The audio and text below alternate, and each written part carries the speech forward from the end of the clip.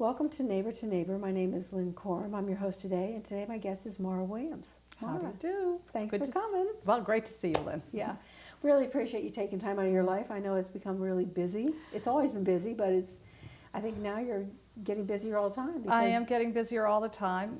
Part of it is the Brattleboro Museum is so production happy, shall I say. So one show after another? One show after another. Because we're not a collecting institution, our entire effort is in exhibitions and educational programming. And so we're doing, on average, 16 shows a year. Oh, that's a lot. It's a lot. That's it's every a lot. 3 weeks.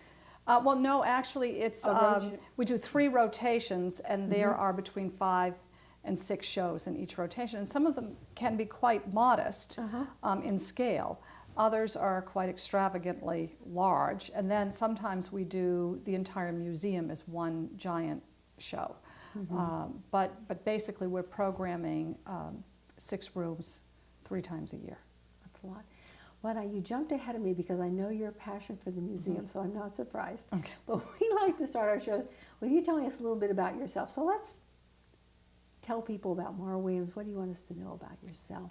Because I know a lot of people know you, but chances there's one out there in our audience who doesn't. Well, they may not know that I am a New Englander. I'm not a Flatlander. Oh, I didn't know that. I am a New Englander.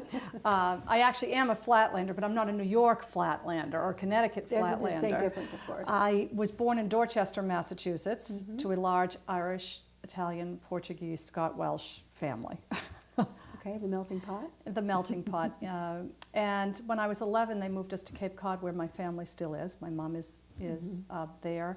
4 of my siblings and their children are there. And I moved back to Boston for a while, moved to London for a while, moved to New York City for a while, pursuing degree after degree after degree.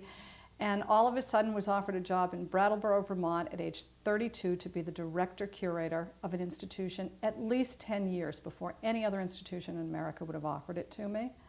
And so why not jump at that and put that on your resume? And that's exactly what I did. And I moved here thinking 5 years, maybe 7, depending on what the headhunters say. I'll just go to this little town. I'll do what I'm supposed to do. And I turned out to love it here for many, many reasons.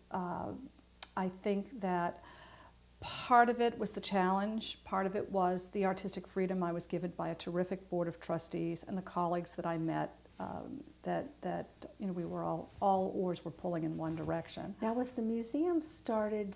That you weren't the first director. I know there were several before me. I don't remember exactly when it really got the building and got started. It's 40 years ago coming up. Our 40th season is coming up. And I came at year about 16, 17, something like that. I remember doing their 20th anniversary party, but I didn't do their 15th. So, first it was this, hey kids, let's get together and put on a show. I don't know if you remember Helene Druhl and Jean Randall. May they rest in peace. They were part-time housewives and part-time running the Chamber of Commerce on Main Street, and they decided we needed a museum, and all of a sudden the original Brooks Library was torn down, and everybody's heart went like this. It was the most beautiful building on Main Street. Yeah. And the next building that was slated was the Union Railroad Station, and people were just appalled, and what are we going to do? And the selectmen were, you've got to tell us what we're going to do with this building because it's a hazard. What do people want? And Mrs. Druhl and Mrs. Randall just appeared before the selectmen, and they put forth a very credible argument. And Pal Borofsky, who happened to be the chairman of the Board of Selectmen at the time, said, if you can get a group of people who want to do that, you've got to come back with a proposal. And the rest, as they say, is history. Well, and the Pal Borofsky thing, Donna has been... Oh, she's the queen. Miss Museum person now. She's the queen. Yeah. She did 2 terms as president in the early and mid years, so the very early years and in the mid years. And she still considers herself our grandmother in some ways. Oh, I know. It's very dear to her heart. It's very dear to her heart. She still serves on committees for us. She's not in the leadership structure anymore. She's a grandmother, in truth. And in fact, at this point, of some teenage children almost. Wow. So the Borofskys have always been supporters of the museum. And okay, so they got these two women got this idea to have a museum and got support from the community. But it's not a museum in a typical sense as far as when you think of a museum. That's true, and part of that is because it was two groups of people who came together. There was a group calling themselves the Brattleboro Art Center that wanted to do art shows and to have studio classes, and they already had a nonprofit status.